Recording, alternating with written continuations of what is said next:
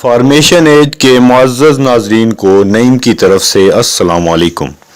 معزز ناظرین، اللہ تعالیٰ نے ہمارے نبی حضرت محمد صلی اللہ علیہ وآلہ وسلم سے پہلے بھی کئی انبیاء اکرام کو معراج کروائی۔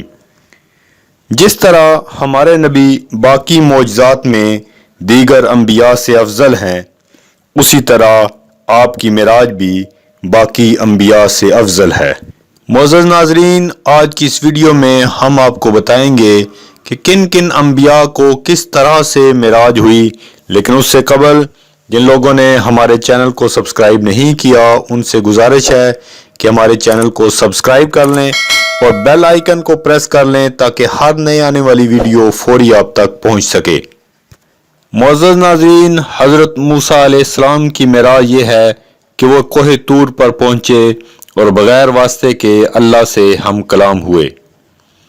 اللہ پاک کا کلام سنا تو دیدار کا شوق پیدا ہوا۔ جب دیدار کے لیے عرض کی تو جواب آیا کہ اے موسیٰ، تم مجھے ہرگز نہ دیکھ سکو گے، ہاں اس پہاڑ کی طرف دیکھو، اگر یہ اسی جگہ رکا رہا تو جلد مجھے دیکھ لے گا۔ تو اللہ نے اپنی تجلی پہاڑ پر ڈالی تو پہاڑ ریزہ ریزہ ہو گیا اور موسیٰ علیہ السلام بے ہوش ہو گئے۔ حضرت ادریس علیہ السلام کی معراج یہ تھی کہ پہلے ان کی موت کی مزہ چکھنے کی خواہش پر ان کی روح قبض کر لی گئی اور فوراً لوٹا دی گئی، پھر دوزخ اور جنت دکھائی گئی۔ جنت میں داخل ہونے کے بعد آپ نے ملک الموت سے فرمایا کہ اب میں یہاں سے نہیں جاؤں گا، کیونکہ اللہ کا فرمان ہے کہ جنت میں پہنچنے والے واپس نہ جائیں گے۔ حکم الہی سے حضرت ادریس علیہ السلام جنت میں زندہ ہیں اور آسمانوں پر موجود ہیں۔ حضرت ابراہیم علیہ السلام کی معراج کو قرآن میں بیان کیا گیا ہے کہ اسی طرح ہم ابراہیم کو دکھاتے ہیں ساری بادشاہی آسمانوں اور زمین کی۔ معزز ناظرین، حضرت عیسیٰ علیہ السلام کی معراج یہ ہے کہ جب یہودی حضرت عیسیٰ علیہ السلام کو قتل کرنے کے لیے آپ کے گھر داخل ہوئے تو اللہ نے آپ کو آسمانوں پر اٹھا لیا اور آپ دوسرے آسمان پر زندہ ہیں اور قیامت کے قریب دنیا میں تشریف لائیں گے اور دجال کو قتل کریں گے۔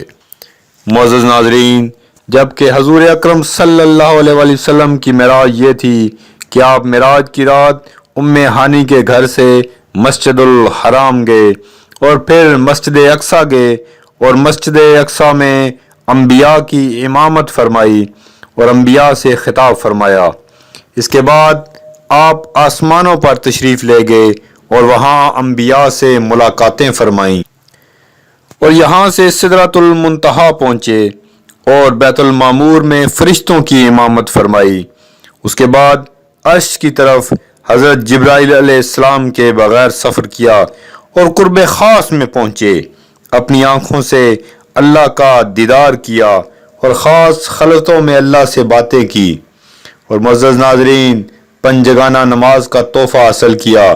اس کے ساتھ جنت اور دوزخ کی سیر کرنے کے بعد واپس تشریف لائے۔ ناظرین، واقعہ معراج اللہ تعالیٰ کی قدرت کی نشانیوں میں سے ایک نشانی ہے جو چشم زدن میں بظاہر رونما ہوا، لیکن حقیقت میں اس میں کتنا وقت لگا یہ اللہ تعالیٰ اور اس کے رسول صلی اللہ علیہ وآلہ وسلم بہتر جانتے ہیں۔ اللہ تعالیٰ نے اس واقعے میں اپنے محبوب پیغمبر حضرت محمد صلی اللہ علیہ وآلہ وسلم کو اپنی قدرت کاملہ کا مشاہدہ کرایا۔ معزز ناظرین، آج کی یہ ویڈیو بس یہیں تک۔ اگر آپ کو یہ دلچسپ معلومات اچھی لگی تو زیادہ سے زیادہ لائک کریں اور شیئر کریں۔ شکریہ، اللہ حافظ۔